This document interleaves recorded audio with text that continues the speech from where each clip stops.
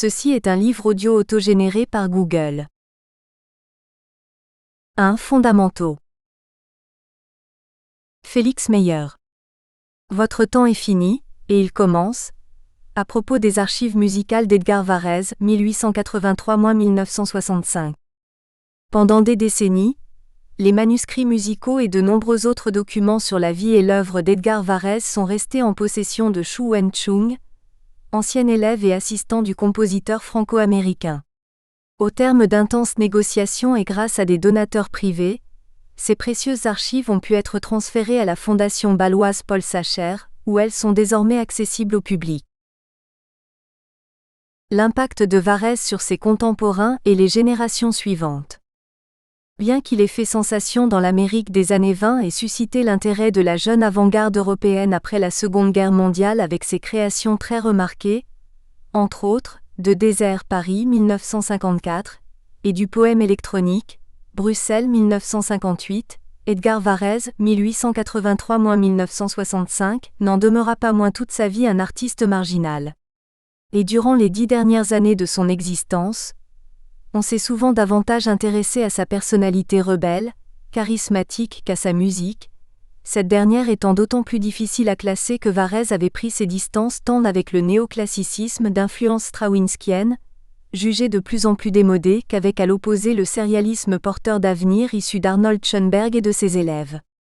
Certes, Varèse était reconnu comme précurseur de la musique électronique. Et tout le monde admettait que des compositions comme Hyperprism 1922-23 ou Ionisation 1931 avaient largement contribué au développement de la musique urbaine anti-romantique des années 20 avec ses éléments bruitistes et mécaniques et en particulier à l'émancipation des percussions. En revanche, rares sont ceux qui avaient compris que son approche compositionnelle et conceptuelle, par son caractère visionnaire, recelait un important potentiel pour l'évolution de la nouvelle musique dans son ensemble. Outre John Cage et Morton Feldman, Pierre Boulez est l'un de ceux-ci. En novembre 1965, dans un hommage à son collègue et ami, il écrit ainsi que si la vie de Varèse était achevée, son temps véritable, le temps de l'épanouissement, de l'assimilation et du développement de son héritage artistique ne faisait que commencer. L'affirmation de Boulez allait se confirmer. Depuis la mort de Varèse il y a une quarantaine d'années, les exécutions régulières de ses œuvres l'ont imposé comme l'un des classiques du nouveau répertoire de concert. Mais surtout, ses conceptions musicales ont trouvé une continuité directe chez de nombreux jeunes compositeurs. Sa perception du son en tant que paramètre indépendant, que ligne, que surface, que masse non pas destinée à illustrer une structure abstraite, mais formant en soi le matériel compositionnel brut d'une musique spatiale qui se développe par projection et transformation géométrique des éléments sonores, a exercé une influence particulièrement importante, notamment sur les compositions basées sur le matériau sonore de la fin des années 60, début des années 70, ou encore sur les spectralistes français. Par ailleurs, les efforts déployés par Varèse dans la recherche scientifique sur le phénomène du son et dans la collaboration entre compositeurs et acousticiens, démarche qui n'en était qu'à ses premiers balbutiements dans les nouveaux studios électroniques, ont porté de nombreux fruits, l'exemple le plus spectaculaire étant sans doute l'IRCAM fondé à Paris par Pierre Boulez. Enfin, le nouvel intérêt voué à Varèse apparaît dans la quantité accrue d'études musicologiques qui lui sont consacrées. Outre les recherches systématiques sur sa technique de composition, par exemple de Jonathan Bernard et Helga de la Motte-Haber, et les analyses d'œuvres individuelles comme celles de Roberta Lux et de Dieter Nans pour citer des exemples récents, ces études comprennent aussi d'importantes recherches, entre autres de Jürg Stenzel et Olivia Matisse, consacrées à l'arrière-plan intellectuel de son œuvre. Accès difficile. Mais précisément dans le domaine musicologique, les chercheurs ont rencontré des difficultés considérables dans l'approche de Varèse. Celles-ci sont liées pour une bonne part à l'objet lui-même, notamment parce que les partitions complexes du compositeur se plient difficilement aux méthodes d'analyse traditionnelles, et que ses écrits ne donnent que des visions ponctuelles de son métier d'artiste. Homme de l'aperçu concis plutôt que de l'argumentation logique et approfondie, Varèse n'a laissé ni traité de composition, ni commentaire analytique substantiel. Ces textes reposent plutôt sur des exposés et des interviews destinés à un public non spécialisé. Cependant, Ces problèmes proviennent aussi en partie du fait que les possibilités d'accès aux archives documentaires, conservées jusqu'il y a peu par le compositeur sino-américain, ancien élève et assistant de Varèse Shu Wenchung, né en 1923, étaient limitées. Parallèlement aux efforts de Louise Varèse, 1890-1989, la veuve du compositeur publia en 1972 la première partie de la biographie Varèse, A Looking Glass Diary, dans laquelle elle décrit le parcours de son mari depuis sa jeunesse en Bourgogne et à Turin en passant par ses études à Paris et ses années berlinoises, 1907-13, jusqu'à L'. Émigration à New York, 1915, et ses activités de chef d'orchestre, de compositeur et d'organisateur dans les années 20. Shu défendit lui aussi avec force l'œuvre de son maître. Il rédigea notamment d'importantes études biographiques et analytiques, et assura la réédition de plusieurs partitions dont il n'existait que des impressions originales ou des réimpressions comportant de nombreuses erreurs. À la fin des années 60, il mit au point une version exécutable de la dernière composition inachevée de Varèse, Nocturnale, 1960-61, et il vient d'éditer plus récemment 2 œuvres de circonstances encore inconnues jusqu'ici, Tuning Up, 1946 et Dance for Burgess, 1949. De plus en plus souvent sollicité par les chercheurs, Shu, auquel Louise Varèse avait confié le soin de gérer les archives privées du compositeur, n'a toutefois ni pu et ni voulu laisser consulter ses sources, sauf à titre exceptionnel. Et bien que peu après la mort de Varèse, plusieurs archives et universités aient manifesté leur intérêt à reprendre la collection, il hésita pendant des années à opter pour cette solution. Régulièrement critiquée et déplorée, cette situation eut pour conséquence que d'importants champs d'études musicologiques, comme la recherche sur les méthodes de travail de Varèse ou le suivi détaillé de la genèse des œuvres, n'ont pas pu être étudiés, si ce n'est à partir de sources que Varèse avait lui-même confiées à des autres personnes, comme la documentation de Fernand Ouellette qui, pour son travail sur sa biographie parue en 1966, était entré en possession de nombreuses copies et de quelques sources originales, conservée aujourd'hui à la National Library of Canada à Ottawa. Et elle encouragea aussi des spéculations de toutes sortes. Certains se mirent ainsi à espérer qu'une partie des premières œuvres d'avant l'émigration de Varèse aux États-Unis considérées comme perdues, comme le poème symphonique Bourgogne représenté en 1910 à Berlin, ou l'opéra Oedipus and the Sphinx, vers 1909-14, sur un livret de Hugo von Hofmannsthal, auraient été quand même conservés. Autres au contraire pensaient que ces archives ne représentaient qu'un maigre reliquat de documents sans grand intérêt scientifique. Ouverture des archives privées. Fort heureusement, depuis le transfert de la collection avec les documents de Shu Wenchung aux archives de la Fondation Paul Sacher à Bâle, où elle est entièrement accessible à la recherche depuis août 2004, ces hypothèses appartiennent au passé. Et l'on peut d'ores et déjà s'attendre à ce que l'exploitation de ce matériel permette un élargissement et un approfondissement considérable des connaissances scientifiques actuelles. En tout cas, il ne fait aucun doute qu'il s'agit d'un fonds d'une remarquable richesse et qui n'a été que très partiellement exploité.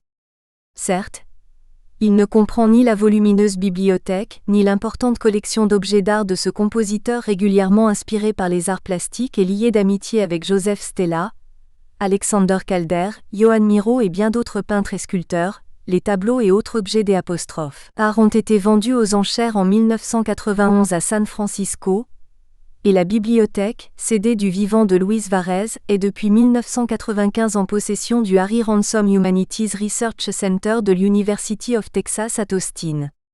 Mais on y trouve un si grand nombre de manuscrits musicaux et de textes encore inconnus, de partitions annotées, de lettres et une telle variété de documents divers, programmes de concerts, comptes rendus, bandes magnétiques, photos, etc., qu'on peut affirmer que l'approche de Varèse se fonde désormais sur des bases entièrement nouvelles. Pour être précis, il convient de faire une distinction entre 2 collections différentes. Les archives du compositeur lui-même ne représentent en effet qu'une partie, assurément la plus volumineuse et la plus importante, du fonds, l'autre partie étant constituée des archives de Louise Varèse. Au fil de nombreuses années de recherche, celle-ci a réuni des documents manquants, surtout des lettres, des programmes et des articles de presse, sous forme d'originaux ou de copies afin de disposer d'une base solide pour son étude biographique. Ces deuxièmes archives sont d'autant plus précieuses qu'elles comprennent aussi la correspondance de Louise et les brouillons des tapuscrits de la deuxième partie, inachevée, de son ouvrage à Looking Glass Diary, version complète des chapitres sur le séjour de Varèse à Paris de 1928 à 1933, sur son retour à New York et les longues années d'isolement personnel et professionnel dans l'Amérique de la Dépression et pendant la Seconde Guerre mondiale. Note en revanche fragmentaire sur les années postérieures à 1950, lorsque Varèse retrouve de nouvelles forces créatrices et qu'il accède peu à peu à la reconnaissance et aux honneurs. Il va de soi que ces deux archives, qui ont chacune leur caractère propre, seront conservées séparément. Mais il est d'abord nécessaire de reclasser dans la collection principale les nombreux documents que Louise Varèse a empruntés aux archives de son mari, et intégrés dans ses propres dossiers. Ce travail est déjà bien avancé, de même que l'accomplissement d'autres tâches de conservation, comme l'examen d'ensemble, l'inventaire et la duplication du matériel, mais aussi la restauration de certains documents fragiles, devenus friables sous l'effet de la dessiccation. Partitions et esquisses. S'agissant des manuscrits musicaux légués par Varèse, la perte définitive de la vingtaine d'œuvres de jeunesse mentionnées dans différentes sources est confirmée. Une partie a été apparemment détruite durant la Première Guerre mondiale, lors de l'incendie d'un dépôt à Berlin, et l'autre par le compositeur lui-même. On trouvera des informations détaillées à ce sujet dans la volumineuse monographie de Malcolm MacDonald. Seules quelques pages non identifiées qui pourraient provenir d'une de ses œuvres de jeunesse ont été retrouvées dans une liasse comprenant des copies d'extraits de pièces orchestrales, entre autres de Schoenberg et de Richard Strauss. Cependant, plusieurs fugues d'école ainsi qu'un Gloria et un Sanctus pour chœur d'homme et orgue encore inconnus viennent compléter de façon inattendue la documentation sur l'étudiant Varèse, lorsqu'il était inscrit en 1904 à la Schola Cantorum puis pour une courte période au Conservatoire de Paris. Mais surtout, les sources autographes portant sur la période de maturité artistique du compositeur, c'est-à-dire sur les morceaux postérieurs à la première production américaine, Amérique, 1918-1922, révisée en 1927, avec lesquels Varèse se détache définitivement de l'influence de ses anciens modèles, comme ses protecteurs Strauss et Debussy, se révèlent beaucoup plus nombreuses qu'on ne l'imaginait. C'est particulièrement vrai pour l'œuvre tardive Après désert, dont une foule d'esquisses et de brouillons, et pour les œuvres électroniques, d'enregistrements sur bande magnétique du matériel sonore élaboré, permettent de suivre la genèse. Mais c'est aussi le cas dans une certaine mesure pour les pièces antérieures, et l'on mentionnera en particulier à ce propos l'existence d'un carnet renfermant outre diverses autres notes, quelques esquisses très instructives sur Intégrale, 1924-25, et Arcana, 1925-27. Enfin et surtout, la seule œuvre complète de la plume de Varèse à n'avoir jamais été publiée, Études pour espace, conservée sous 3 versions légèrement différentes, 1946-47, attend toujours une analyse plus approfondie. Certes, il est probable qu'avec cette pièce pour voix soliste, chœur, 2 pianos et percussions, sur des fragments de textes de Kenneth Patchen, Vicente Huidobro et Saint-Jean de la Croix, le compositeur ait accepté de faire un compromis. Il ne s'agit en effet que d'un extrait pour effectif réduit d'espace, un grand projet multimédia qui n'a jamais été réalisé, et qui était du reste irréalisable avec les moyens techniques de l'époque. Mais dans la mesure où Varèse a donné une représentation lui-même de cette étude en avril 1947, un enregistrement de très mauvaise qualité sur bande magnétique en témoigne, mettant ainsi un terme à plus de 10 années de silence, on est en droit de se demander si cette pièce, malgré toutes les réserves qui peuvent être émises, ne mériterait pas malgré tout d'être publiée. Et même si l'on ne parvenait pas à réaliser une version d'exécution satisfaisante, ainsi qu'à écarter les objections esthétiques, au demeurant tout à fait légitimes, du détenteur des droits, Xu Wenchung, on dispose en l'occurrence d'un objet d'étude extrêmement instructif, susceptible d'apporter de précieux éclairages sur l'atelier de composition de Varèse et via espace sur la jeunesse complexe de Désert. Manuscrit de texte moins lettres. Si l'œuvre musicale de Varèse atteste déjà du recours régulier à des fragments plus ou moins importants de pièces antérieures, cette méthode de travail par collage s'observe de façon particulièrement marquée dans ses écrits. Christine Flechtner l'avait déjà démontré il y a plus de 20 ans dans son édition méritoire, restée malheureusement inédite, de tous les textes disponibles à l'époque, travail de licence de l'Université de Fribourg, Suisse 1982.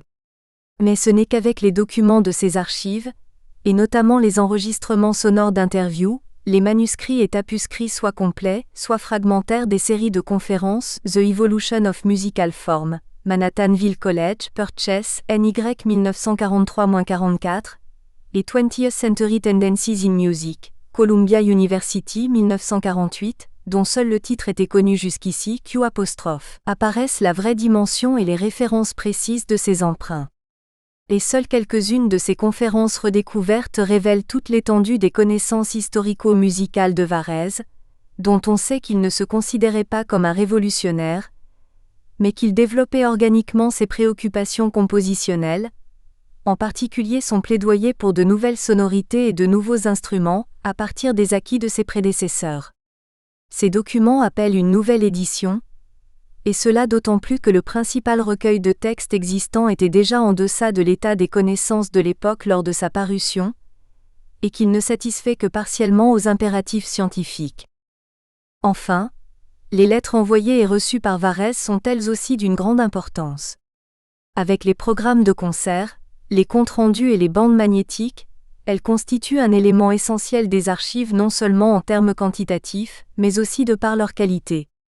Ceux qui connaissent déjà la correspondance échangée entre Varèse et son élève André Jolivet, récemment publiée par Christine Jolivet-Herly, ne seront guère surpris de la richesse de leur contenu informatif. L'examen des archives confirme en tout point ce que cette importante publication laissait déjà entrevoir, à savoir que Varèse était un correspondant étonnamment expansif, et que dans ses lettres à d'autres amis et compagnons de lutte comme Carlos Salcedo, Nicolas Slonimsky ou Carl Ruggles, il s'exprimait tout aussi ouvertement qu'avec Jolivet. Bon nombre de lettres de Varèse, dont ses communications détaillées à sa femme, révèlent des faits biographiques et des projets d'œuvres inconnus jusque-là. Elles apportent surtout un éclairage fascinant sur les dispositions psychiques et les motivations créatrices d'un artiste intellectuellement très actif, bien que souffrant de dépression chronique.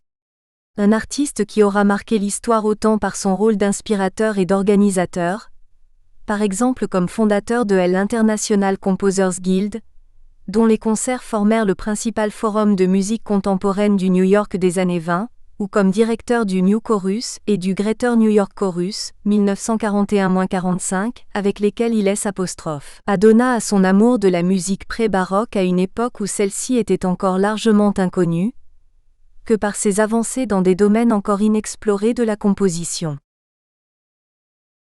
Jean-Claude Risset. Varèse et la révolution électrique, de l'électrotechnique au son numérique. Varèse a contribué à rénover la musique occidentale à contre-courant de la tendance dominante. Il s'est préoccupé de vocabulaire sonore, alors que l'évolution du langage musical avait vu les compositeurs faire porter leur effort d'innovation sur la grammaire de la musique. La syntaxe tonale tendait à instaurer des relations de plus en plus complexes entre les sons, au détriment de l'attention portée aux sons eux-mêmes. Avant Varèse, certains novateurs étaient déjà attentifs au vocabulaire, au matériau musical. Plus qu'à la fonction harmonique des accords, Debussy portait attention à leur registre et leur sonorité. Varèse suit à cet égard la lignée de Debussy, mais au lieu d'être phonique, son utilisation des timbres et des registres instrumentaux est provocante, elle souligne la tension entre les sons, l'irrespect est le moteur de la création. Chez Debussy comme chez Varèse, tous deux ennemis des systèmes, la forme ne se réduit pas au schème formel, elle n'est pas un moule préétabli, mais une résultante des tractations avec le matériau, tout comme l'espace conçu par le mathématicien Alain Kohn est une résultante des interactions. Varèse voulait étendre et renouveler le matériau sonore, le vocabulaire de la musique, aspirant à de nouvelles sources de sons qui lui permettraient d'échapper aux contraintes instrumentales, et en particulier de s'écarter des hauteurs de la gamme chromatique, stupide fil à couper l'octave, d'explorer le continuum des fréquences. Avant les musiques électroniques, il utilise des sirènes, mais aussi de ne pas rejeter le bruit, son information. Varèse apparaît ainsi comme le précurseur des musiques du son, électroacoustique, numérique ou spectral, qui s'attache plutôt qu'à agencer des notes, à composer le son lui-même. L'avènement vers 1875 de l'enregistrement sonore et de la transduction du son en vibration électrique a profondément modifié le statut du son musical. Hugues Dufour parle à ce propos de révolution électrique. Le traitement du matériau sonore peut échapper aux contraintes mécaniques et tirer parti des technologies électriques, dont le développement a connu l'ère électrotechnique, puis l'ère électronique, et depuis une cinquantaine d'années l'ère numérique. Edgar Varèse a, mieux que tout autre, pris conscience des possibilités nouvelles que cette révolution ouvrait à la musique. Il fut le héros et le prophète du son organisé. Comme le montrent ses textes prémonitoires de 1917, l'imagination visionnaire de Varèse a été mise en mouvement par les échos qu'il a eus du dynamophone au Telharmonium de Cail, 1897, qui appliquait l'électrotechnique à la synthèse du son. L'évocation par Busoni de cette machine électrique à son a frappé Varèse, qui n'a depuis lors eu de cesse d'invoquer la science et la technique pour inventer des moyens nouveaux de produire le son, et pas seulement de le reproduire. Varèse déclare dès 1916, dans une interview au New York Telegraph, « Les futuristes ont commis à cet égard une grosse erreur. Reprendre des sons au lieu de chercher de nouveaux instruments, de nouveaux moyens techniques pouvant se prêter à n'importe quelle expression de la pensée et la soutenir. » 9. Et en 1917, dans la revue 391 de Picabia, « Que la musique sonne. Notre alphabet est pauvre et illogique.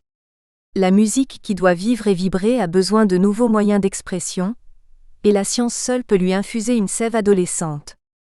Je rêve les instruments obéissant à la pensée, et qui avec l'apport d'une floraison de timbres insoupçonnés se prêtent aux combinaisons qu'il me plaira de leur imposer et se plient à l'exigence de mon rythme intérieur. » Varèse a suivi de près l'irruption de l'électronique dans la facture du son musical, tentant maintes fois de stimuler des recherches sur la production électrique des sons. Dans une interview de 1922 au Christian Science Monitor, il déclare « Ce que nous voulons, c'est un instrument qui nous donnerait un son continu à n'importe quelle hauteur. Le compositeur et l'électricien devront travailler ensemble pour le concevoir. Vitesse et synthèse sont les traits caractéristiques de notre époque. Nous avons besoin d'instruments du XXe siècle pour nous aider à les réaliser dans la musique. Le compositeur et l'électricien devront travailler ensemble pour y arriver. » René Bertrand, constructeur du dynaphone, remit Varèse en appétit vers 1927, et Varèse a essayé de travailler avec Térémine lorsque ce dernier séjournait à New York avant la Seconde Guerre mondiale. Varèse a tiré parti des ressources de l'électronique dans Équatorial, 1934, œuvre pour laquelle il a préconisé l'amplification de la voix, bien avant son utilisation par les chanteurs des groupes pop. Équatorial se conclut sur des sons électroniques stridents, une coda en forme de manifeste, comme plus tard celle du poème électronique. Initialement Térémine avait construit deux instruments permettant d'atteindre la fréquence de 12 544 Hz, suivant les spécifications de Varèse. Ces instruments peu fiables ont été remplacés par la suite par deux ondes Martenot. Mais Varèse ne se contentait pas de faire appel à de nouvelles technologies. Son projet visait d'un véritable art-science. Cependant, s'il a souvent prôné le rapprochement de l'art et de la science, il l'a fait sans jamais abdiquer les prérogatives du créateur. Dans un article intitulé Organized Sound for the Film, paru dans The Commonwealth le 13 décembre 1940, il écrit « De même que l'architecte fonde ses structures sur une connaissance parfaite des matériaux qu'il utilise, leur résistance, leur réaction, leur pouvoir de tension, le compositeur d'aujourd'hui devrait, en édifiant ses constructions sonores, avoir la connaissance exacte des lois gouvernant le système vibratoire dans le domaine atmosphérique, et des possibilités que la science a déjà mises et continue de mettre au service de son imagination. » Le dernier mot est « imagination ». Il a écrit également « Selon l'endroit ou l'époque, la musique a été considérée soit comme un art soit comme une science. En réalité, elle tire son origine des deux catégories. » Conférence à l'University of Southern California, 1939. Et l'acoustique a toujours été la servante et la maîtresse de la musique. L'oreille et l'autorité. L'Âge nouveau, Paris 1955. En écho à Aristoxène qui répliquait à Pythagore que la justification de la musique est dans l'oreille et non dans la raison mathématique.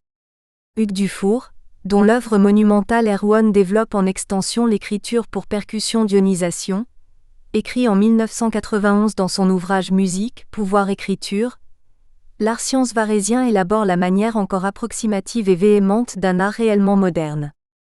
Dès les années 20, Varèse a tenté de lancer des recherches technologiques mais aussi scientifiques. En 1930, il a décrit clairement sa vision d'un institut qu'il veut fonder pour la recherche et la composition de musique nouvelle. Il souhaitait recruter des élèves déjà en possession de moyens techniques et développer des recherches sur les moyens électriques visant de nouvelles réalisations suivant de nouvelles conceptions, et non pas des reproductions de moyens existants, comme c'était à l'époque la tendance, suivie notamment par Térémine, Confer. Ovivier et Fouellette, lettre à Ernest Schoen. Mais ces efforts n'ont pas abouti. Il n'a pas réussi à éveiller l'intérêt de responsables à même de trouver les moyens financiers nécessaires, ni auprès de Fletcher au Bell Telephone Laboratories, ni à Hollywood, malgré un argumentaire qui aurait dû être convaincant. L'œil et l'oreille ne perçoivent pas de la même façon et la synchronisation n'en tient pas compte. Ironiquement, c'est au Bell Telephone Laboratories que sera inventé en 1957 le son numérique. La quête varésienne d'un matériau sonore nouveau y sera bien accueillie par Matthews, Pierce et Gutmann.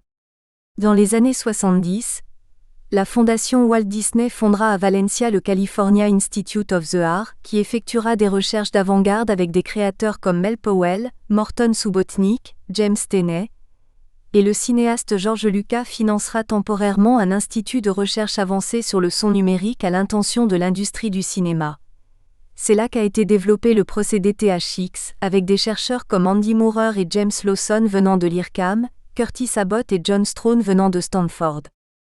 Ce n'est qu'à la fin de sa vie, dans les années 50, que Varèse a pu contribuer à la nouvelle forme d'art sonore qu'il appelait depuis longtemps de ses vœux.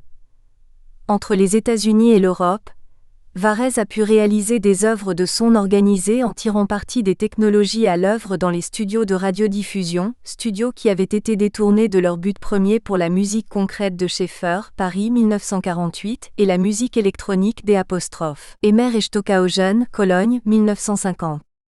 André Jolivet, élève de Varèse, n'aura pas recours à l'électroacoustique, en dehors de son utilisation des ondes Martenot, instrument électronique pour lequel il écrira un concerto. Il restera dans un contexte instrumental. Il aurait d'ailleurs souhaité pouvoir disposer de davantage d'instruments électroniques. Au début des années 50, Varèse a reçu le don anonyme d'un magnétophone Ampex, avec l'aide sans doute de Louise Varèse, mais aussi du peintre Al Copley, qui établit un Varèse's Organized Sound Fund. Al Copley est aussi le fondateur de Leonardo, revue de l'art science dirigée ensuite par Frank Malina puis Roger Malina. C'est Anne Macmillan, compositeur élève de Vladimir Ussachevski et réalisatrice d'émissions à WBAI, Radio Pacifica à New York, qui a enseigné à Varèse la manipulation du magnétophone. Varèse a alors réalisé la partie électronique de Désert, une œuvre mixte dans laquelle des épisodes électroacoustiques servent d'interlude, d'interpolation entre les mouvements pour orchestre. Une forme de continuité y est recherchée entre le son instrumental et le son électroacoustique. Pour ces épisodes, Varèse est partie d'enregistrements réalisés avec l'aide de Fred Plow, ingénieur de l'Université Columbia, et restituant notamment l'atmosphère sonore d'une fonderie de Philadelphie et le jeu d'enregistrement de percussions. Les difficultés techniques n'ont pas manqué. La réalisation du premier mixage, en 1954, au GRM, lieu de naissance de la musique concrète, avec l'aide de Pierre Henry, ne fut pas de tout repos. Varèse ne s'entendait pas avec Pierre Schaeffer. Il ne supportait pas les figures paternelles ni l'esprit de système, allant jusqu'à traiter le GRM de clic. Schaeffer n'était pas enthousiasmé par le projet de Varèse, non plus qu'Hermann Scherchen, le chef d'orchestre de la création à Paris. Une création qui fit scandale. L'œuvre, curieusement programmée dans une série symphonique entre Mozart et Tchaïkovski, fut en partie couverte par les sifflets, ce qui fâcha Varèse car l'œuvre n'avait pu être entendue. Désert sera mieux accueilli sous la direction de Bruno Maderna. Le manuscrit de Désert se trouve à Austin, dans la collection réunie par Harry Lanson à l'Université du Texas. Cette splendide collection comporte, outre une Bible de Gutenberg, la première photo de Niepce, 1827, et les manuscrits de Daphnis et Gaspard de la Nuit de Ravel, diverses lettres de Varèse à Merle Armitage, Valentine Hugo et Al Copley, avec un projet de film. À peu près en même temps que Désert, Varèse a réalisé environ 3 minutes de son organisé pour illustrer la procession du Vendredi Saint à Vergès, épisode d'un film de Thomas Bouchard sur Miro. La cantillation ancienne y rencontre la percussion. C'est en 1958 en Hollande que Varèse a pu réaliser la musique du poème électronique, commandé à Le Corbusier pour le pavillon Philips de l'Exposition universelle de Bruxelles 1958. Varèse a connu de vives difficultés relationnelles liées au fait que Philips aurait souhaité travailler avec Henk Badings, compositeur maison. Mais Le Corbusier a exigé la collaboration de Varèse. L'œuvre a bénéficié d'une projection spatiale sans précédent, le pavillon étant équipé de centaines de haut-parleurs, avec au départ 3 pistes indépendantes commandant 27 groupes distincts.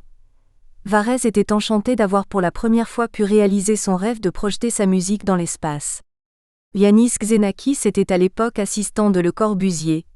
C'est lui qui avait proposé pour le pavillon l'usage de surfaces réglées, suivant une géométrie similaire à celle des glissandi de cordes de son œuvre Métastasis. Varèse lui a proposé de réaliser un interlude utilisant le même système de projection spatiale du son. Ainsi naquit Concret PH, réalisé au GRM à partir d'enregistrements de crépitements de feu.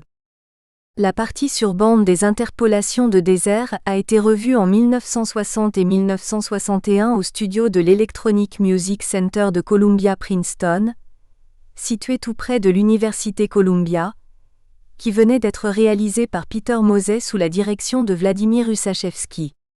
Le travail de révision a été réalisé par Bull Harrell, avec la collaboration d'Ilan Mimaroglu et aussi de Max Matthews et Newman Gutman des Bell Laboratories.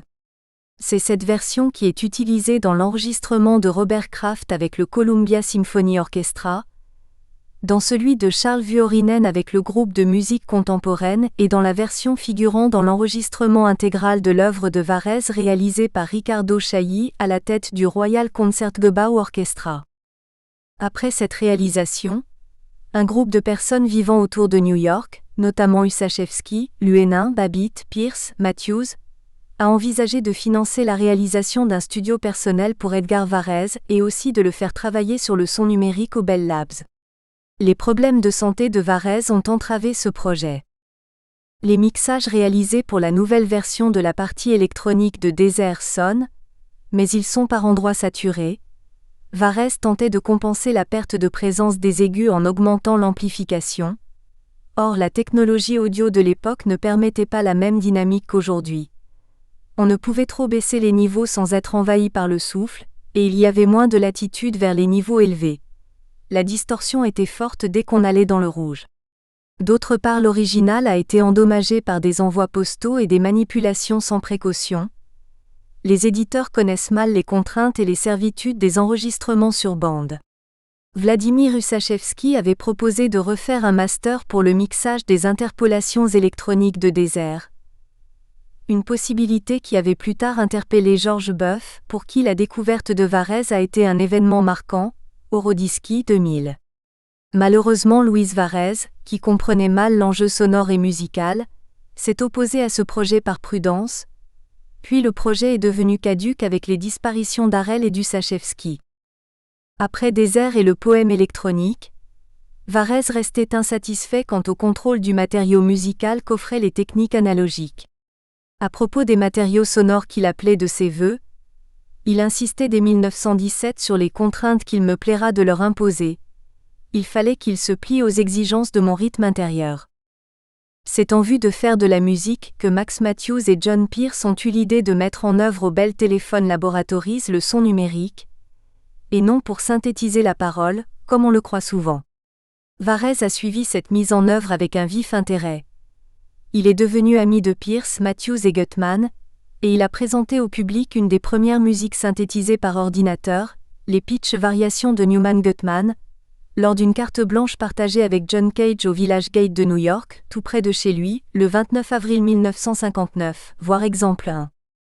Tout en suivant et encourageant la mise en œuvre de la synthèse sonore par ordinateur, Varèse n'a jamais abdiqué son esprit critique, comme en témoigne le texte d'une conférence qu'il a donnée en 1962 à Yale University.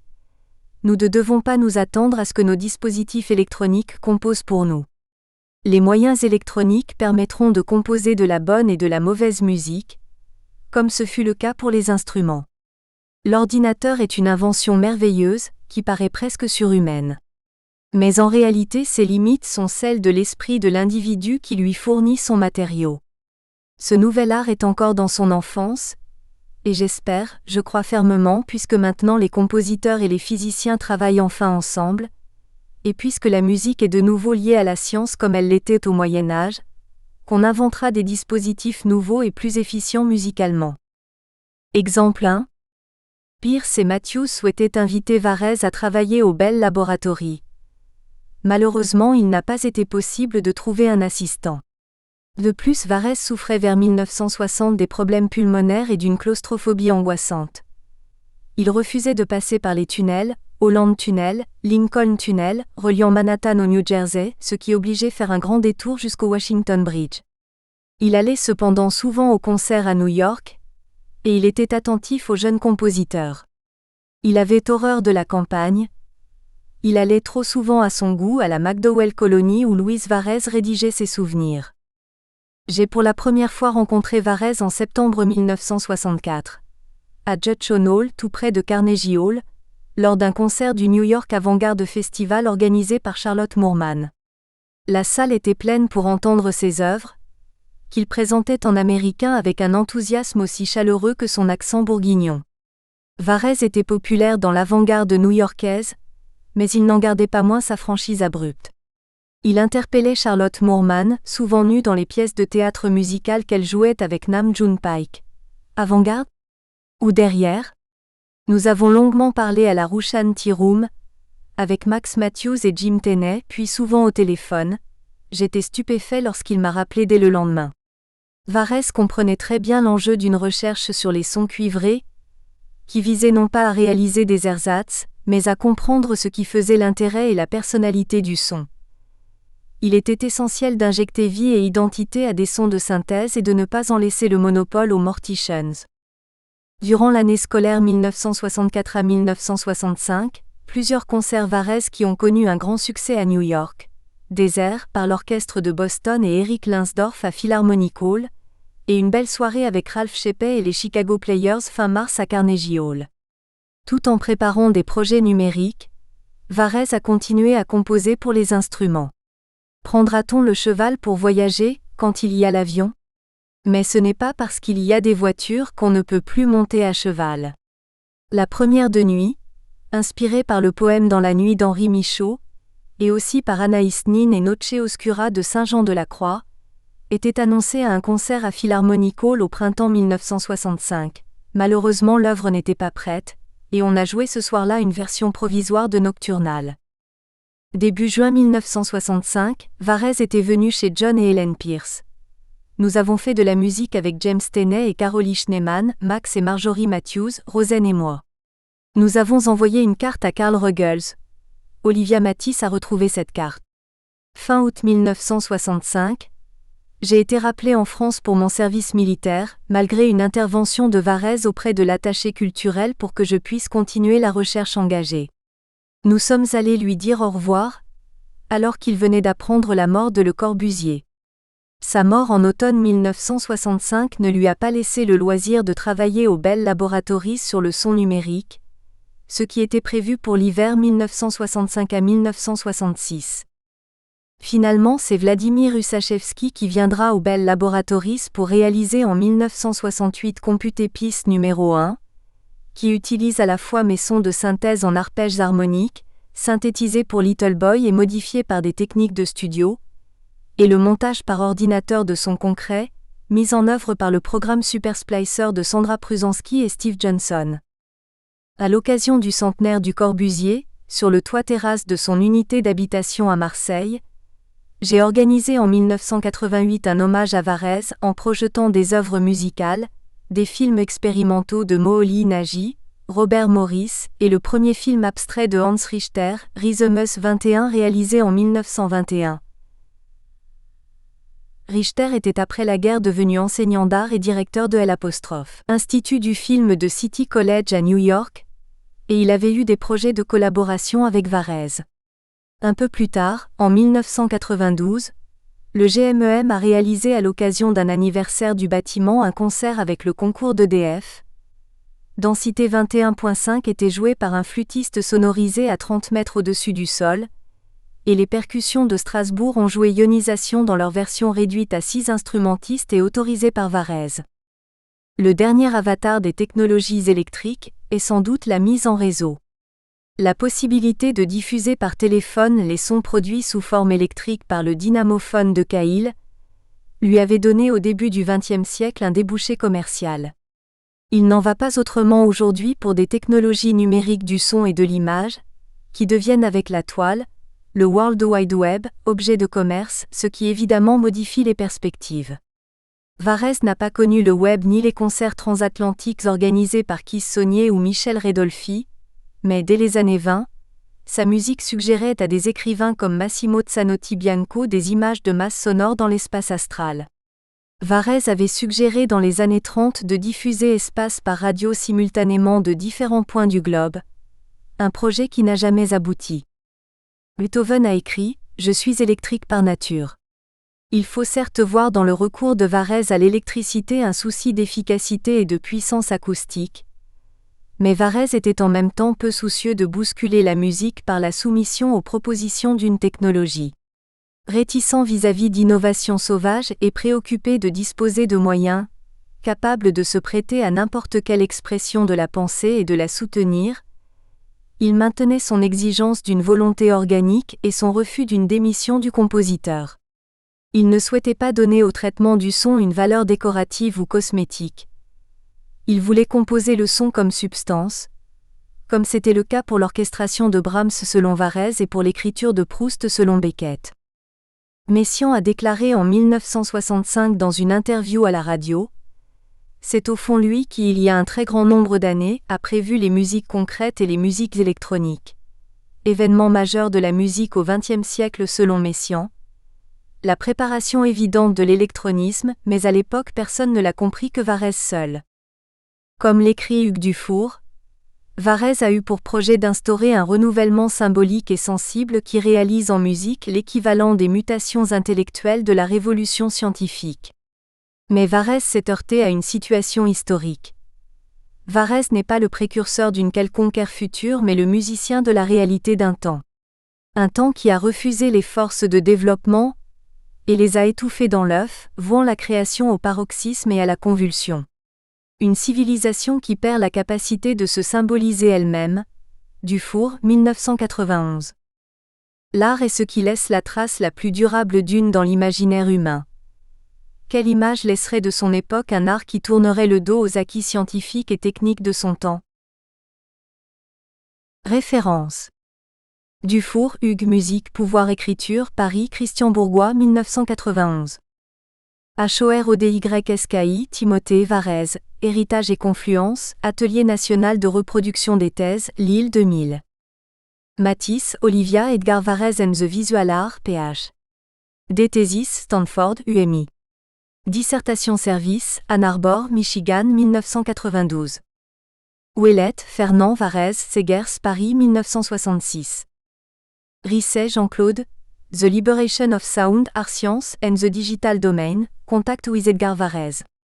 Contemporary Music Review London, Special Issue, Edgar Varèse. New Worlds 23 numéro 2, 27-54, 2004. Varèse Edgar écrit. Texte réuni par Louise Irbord-Paquette, Christian Bourgois, Paris 1983. Varèse Edgar et Jolivet, André, correspondance 1931-1965, édition établie par Christine Jolivet, Genève, Contrechamp 2002. Varèse Edgar, The Complete Work. Enregistrement sous la direction de Ricardo Chailly. DK 460-208-2. Vivier Odile Varèse, Collection Solfège, Paris Editions du Seuil 1973. Pierre-Albert Castanet. Edgar Varèse et la philosophie du bruit. Ionisation en question. Les possibilités des instruments à percussion sont innombrables. On les appelle des faiseurs de bruit mais moi je les appelle des faiseurs de son. Edgar Varèse, 1937.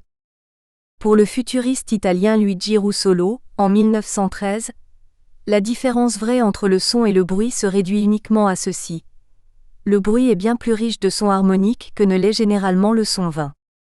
2 générations plus tard, l'Allemand Karl-Heinz Stockhausen affirme que la catégorie des bruits n'est pas moins différenciée que celle des sons 21.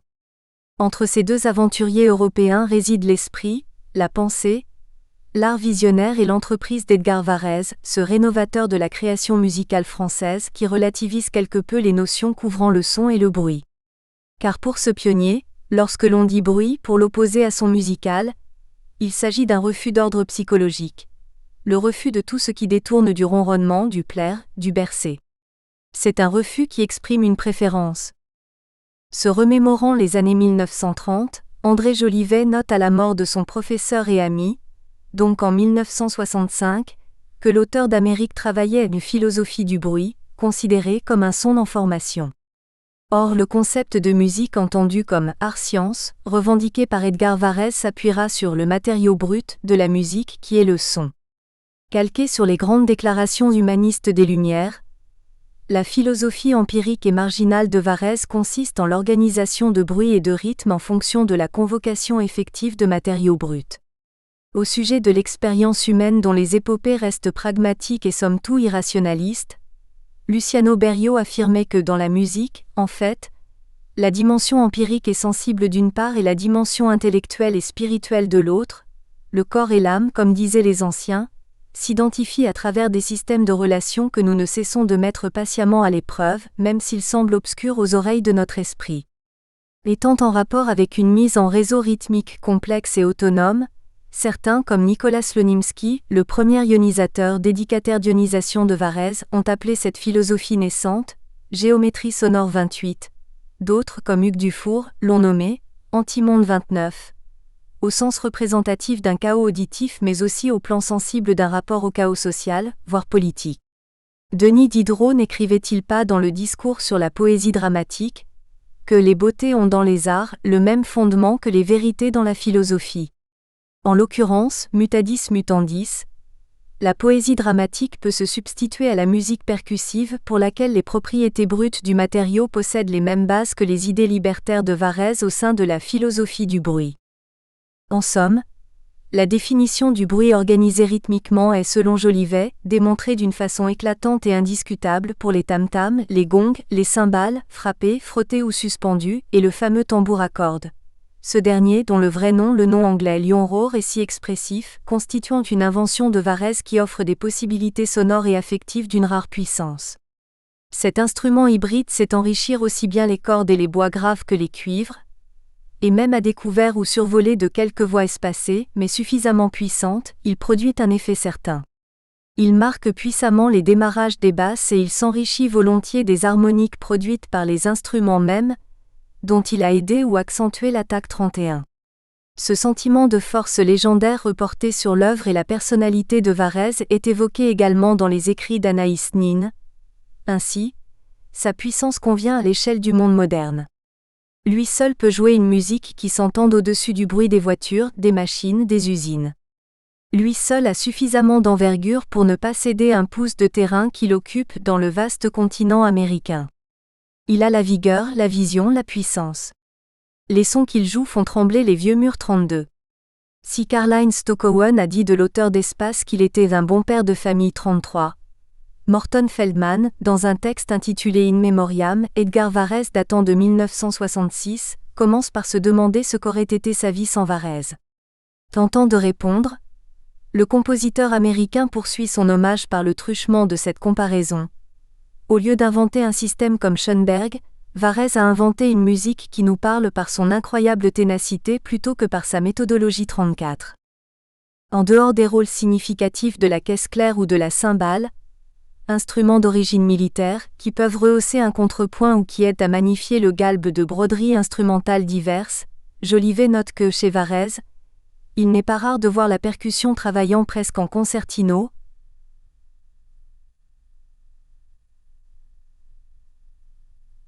Résumer les moments essentiels d'une œuvre, synthétisant grâce au rythme et même par sa couleur vraiment particulière leur caractère musical et jusqu'à leur atmosphère 35. L'auteur audacieux de Mana fait également remarquer les bases harmoniques inouïes que donnent au cuivre particulièrement les instruments métalliques de percussion. Quant aux sirènes, présentes dans Ionisation, elles montrent toute l'expression vraiment humaine que Varèse prétend tirer de la percussion. Après avoir étudié le traité physiologique de la musique de Hermann von Helmholtz, Edgar Varèse a utilisé ses accessoires de pompier pour donner à la musique une plus grande liberté. Je pense que ce sont ces trajectoires de sons paraboliques et hyperboliques qui ont amené certains écrivains à s'emparer de ma conception spatiale de la musique, dès 1925. Zanotti Bianco, par exemple, qui écrivait dans The Art, parlait à cette époque de masses de sons coulées dans l'espace, et de grandes masses dans l'espace astral, 37, relate Varèse. Par ailleurs, alors qu'il mettait à jour la notion intéressante de pré-musique, en évoquant ionisation, André Bourkourchiev voyait dans la sirène qui s'élève par 2 fois au-dessus du concert d'explosifs, un signal de panique. Si l'on s'amuse à relever, dans l'ordre croissant, le nombre d'instruments à percussion convoqués dans le grand œuvre de Varèse, on s'aperçoit que le compositeur témoigne d'un amour immodéré pour cette famille spécialisée non pas dans le bruit, comme disait Hector Berlioz dans son traité d'orchestration, mais dans le son. Car cette nuance langagière possède une grande importance pour Varèse. Comme le souligne Fernand Ouellette, la transmutation du sonore est induite dans le geste varésien. Ce n'est pas le bruit qui le passionne, mais le bruit se transmutant en son, le son devenant timbre, le timbre révélant son esprit 41. En fait, ce qui l'intéresse avant tout dans la percussion, ce sont les transitoires d'attaque qui lui confèrent un aspect sonore qui est plus vivant que les autres instruments 42, résume Claude Ballif, dont l'opus 1 de 1946 intitulé Cendre est écrit précisément pour percussion seule. Ainsi les diverses sources sonores seront appelées à édifier un réseau potentiel d'interaction et d'échange, de forte polarisation ou d'exclusion sensible.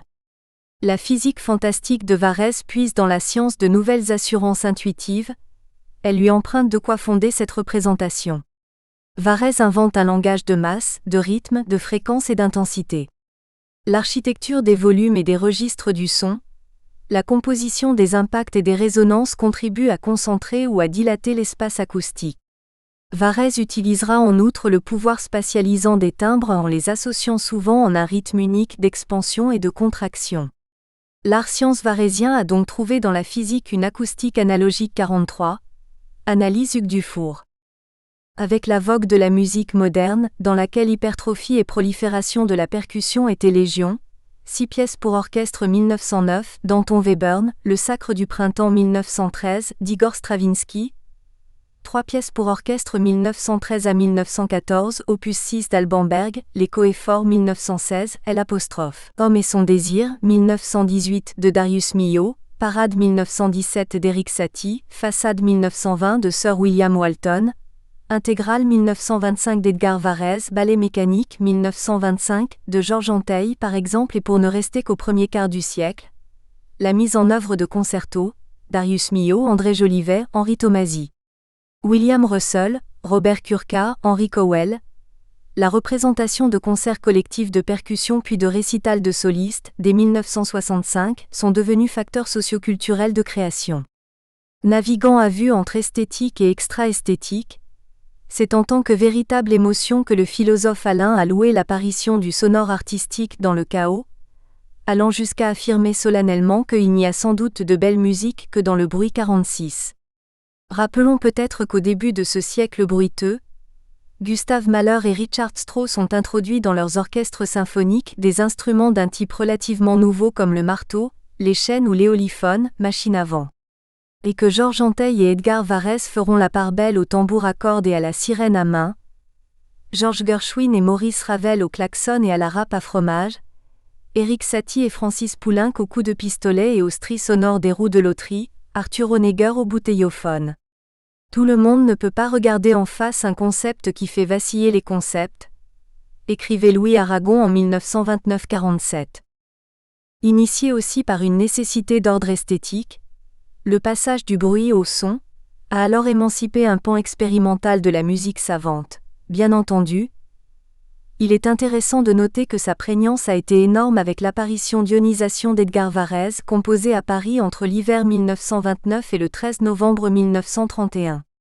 À cette époque, la France, malade, est frappée par une profonde perte de confiance dans le régime, par un scepticisme généralisé sur les vertus du libéralisme, une crise de la pensée politique, voire même par une remise en question des valeurs les mieux établies de la société occidentale, libéralisme, progrès, confiance en l'homme, primat de l'individu.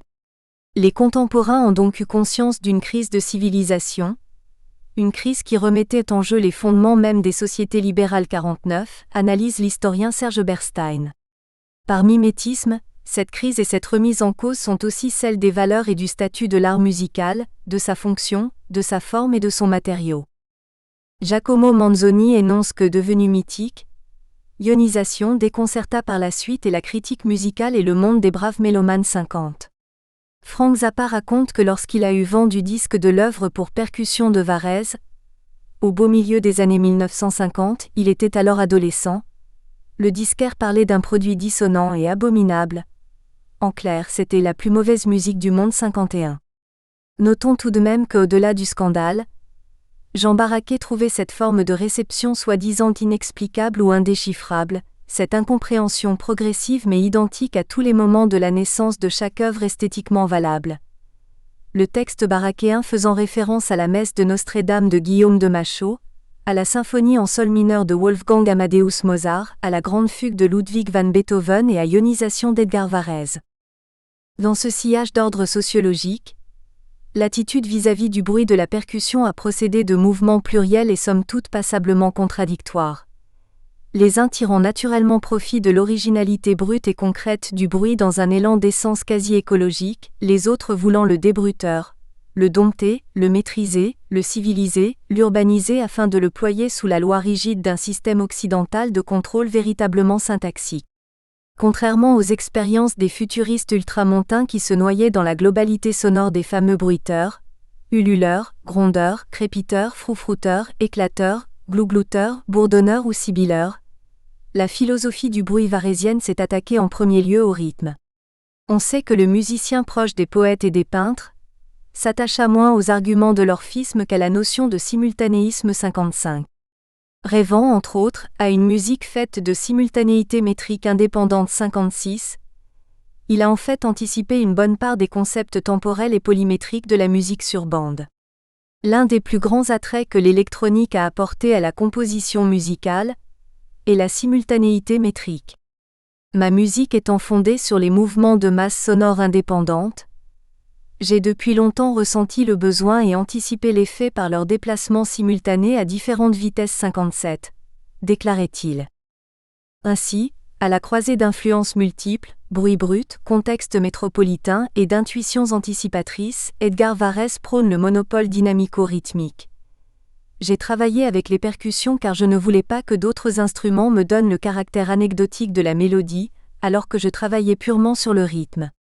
Je voulais la pure différenciation du rythme donné par différentes densités 58. De fait, pour l'enregistrement d'Ionisation aux USA, les percussionnistes du New York Philharmonic Orchestra ont eu du mal à réaliser les quintolets de triple croche et à rendre la densité polyrythmique demandée par le compositeur. Passablement nerveux et anxieux, quasi racistes, les musiciens américains ont alors déclaré à Nicolas Slonimsky : « On ne peut pas jouer de la musique comme cela. C'est pour les primitifs 59. » On comprend alors que Varèse aspirait à l'absence d'interprète. Il va disparaître et il n'y aura plus alors de prisme déformant entre le compositeur et l'auditeur. Par ailleurs, dans le Santa Fe New Mexican du 24 août 1936, Edgar Varèse affirme, à la manière d'un John Cage, qu'il n'est pas musicien. Au cœur de cet élan sincère, il nuance cependant ses propos en confiant qu'il œuvre simplement avec des rythmes, des fréquences et des intensités 60. Le son est alors organisé. On sait ce qu'un son est. On sait ce que l'organisation est.